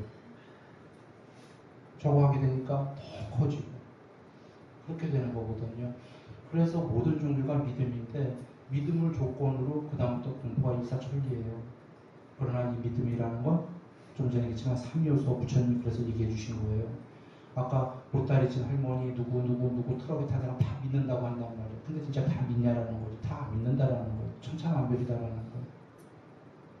믿음의 3요소를 갖춰야 되고 그래서 우리가 제일 먼저 우선시해야 되는 건 늘 법문 듣기를 여러분이 여기 자주 오시고 혹은 그 경을 구비하시고 저는 꼭 권합니다. 수업도 안 되는 거예요. 예전에 그런 얘기 했었어요. 저 값어치가 집 한 채 값이었으면 좋겠다고 저는.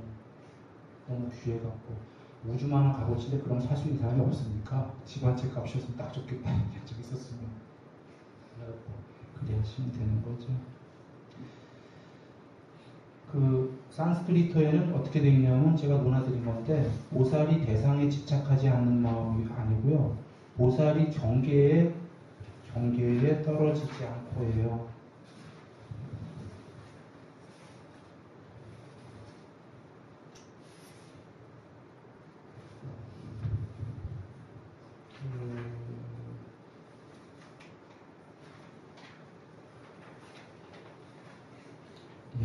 그 뒷장인데요. 그 경계에 떨어져서 보시를 행하는 자라고. 그러니까 아까 좀 전에 한자본에는 대상에 집착하고 이게 어떤 의미냐면요. 어둠에 들어가서 아무것도 보지 못하는 것과 같이 경계에 떨어진 보살은 보여져야 한다. 그리고 경계에 떨어져서 보시를 행하는 자라고. 이게 비슷한 얘기예요. 경계라는 건 나와 너도 경계고요. 서로 경계예요. 그래서 나와 너는 다르다 이런 거죠. 그러다 보니까 나 외의 것은 나가 아니기 때문에 보시가 꺼려지는 거예요. 마치 우리 가족만 하더라도 자식은 얼마나 보시를 해요. 자식은 억수로 돕지 않아요. 왜 그러냐면 피부치잖아요. 남 같지 않거든요. 우리가 남이가 이런 거 있잖아요. 그러니까 무경계다 이거. 경계가 없다 이거. 자식은 피니까. 그런데 남은 피가 아니거든요. 안 섞였거든. 그래서 나와 너는 다르다 하니까 경계가 지어지잖아요. 이 보시가 바로 뭐냐면 두 가지인데, 하나는 아까 인색함에 때를 벗기는 거고, 하나는 정말 중요한 거는 나와 너라는 경계를 무너뜨리는 거죠.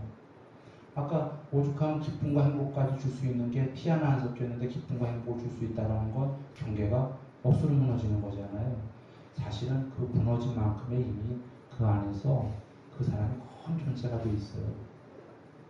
그 다 피고치처럼 부처님께서 모든 인류의 이익과 평화를 위하여 어버이시기 때문인 거죠. 다 피고치기 때문에 그렇게가 됩니다. 그래서 그렇게 그 경계에 떨어지지 않은 보살로 가라는 건데, 경계에 떨어지지 않은 보살이 됐을 때에는 정말 그 밤이 새고 태양이 떠올랐을 때 여러 종류의 색깔을 볼 수 있는 것처럼 명지가 드러납니다. 그제서야 명지가 드러납니다. 본성이 밝게 드러나면서 이런 부처님 말씀이 이것이었는데 내가 늦게 알았구나, 이런 명지가, 밝은 명지가 드러납니다. 저는 돌아왔던 게 15살 때 깨달았어요. 15살 때 일시적 해탈을 했습니다. 그리고 16살 때 더 크게 깨달았습니다. 그래서 더 일시적인 해탈이 크게 왔는데, 지금 이런 경전의 말씀을 몰랐기 때문에, 몰랐지만 이 비슷한 것들이 다 떠올랐었어요. 14살, 15살에.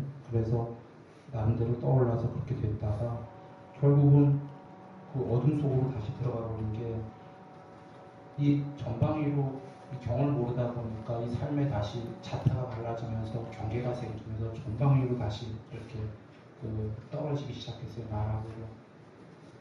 어둠 속을 헤매고 다시 이렇게 명지가 드러나고 보니까, 그래도 한 생에 두 번째 명지가 드러나기 시작했는데, 한 생에 두 번 이런 것도 쉽지 않은 일이죠.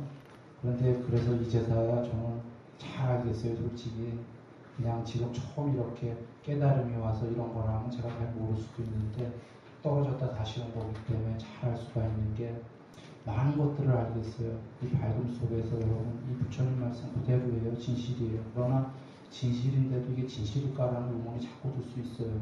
이해됩니다. 그 의문을 저는 지금 의문 갖지 마세요, 지금 믿으세요, 이런 얘기 안 합니다. 그거 안 돼요. 그렇게 해봐요. 부처님께서 그러셔서 그걸 잘 아시기 때문에 내 법문을 계속 듣고 숲에 가서 고요히 사유해봐라 그러셨어요. 절대 믿어라 강요한다고 안 하셨어요. 이게 강요한다고 될 문제가 아니에요. 그러한 믿음은 진정한 믿음이 아닙니다. 아까 운전사가 얼른 내려놓으니까 좋지, 이것밖에 안 되고, 그럴수록 할머니는 더 의심이 가는 거예요. 아니, 이 사람이 자꾸 왜 내려오래? 왜 끔찍하려나? 그러니까 여러분이 본문 듣기를, 저는 경을랑 본문 듣기를 빨리빨리 많이 했으면 싶습니다. 이렇게 하고 사유하게 되면 누구에 의해서가 아니에요. 스스로 고치면 탁 내려놓게 됩니다. 이분이 아버지셨구나 하고서, 이분이 절대이시구나. 예. 오늘 좀 지났어요. 예, 지났습니다. 오늘 부처님 다 나가지 못했는데 뒷장에 나왔었어요. 오늘 또 나옵니다. 여기 부처님이 계신 탐묘고, 꽃비를 뿌린다고 천인 아수라가 있는 곳이다. 저는 그렇게 믿습니다. 여기 지금 부처님 계신 탐묘와 같습니다.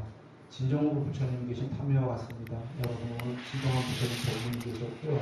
여러분께 부처님 계신 탐묘에서 가피가 많았을 거로 믿습니다. 오늘 행복하시고 이력 법회 때 뵙겠습니다. 남덕방이